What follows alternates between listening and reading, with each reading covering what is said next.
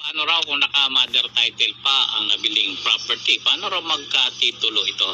So mga boss, ang ibig sabihin ng naka-mother title, nakabili kayo ng portion or subdivided lot. Maliit na lote na manggagaling doon sa titulo. Ang titulo na yon, yun po yung tinatawag na mother title.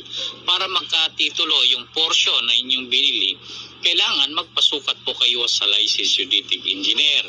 Now ngayon, si licensed geodetic engineer gagawa ng subdivision plan, papa-approve sa DNR. So pwede package yun, na inyong kausapin si licensed geodetic engineer, siya magsukat, siya gagawa ng plano, hindi sasubmit sa DNR, siya rin magpapa-approve.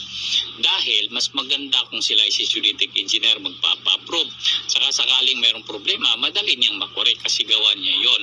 Now ngayon, pagka mayroon ng approval, mayroon ng approved subdivision plan and approved technical description, yun po yung gagamitin para mag-apply, mag-request ng separation of title nung portion na yon, at saka yung technical description na yun po ilalagay sa titulo. Kaya kailangan po yung approved subdivision plan.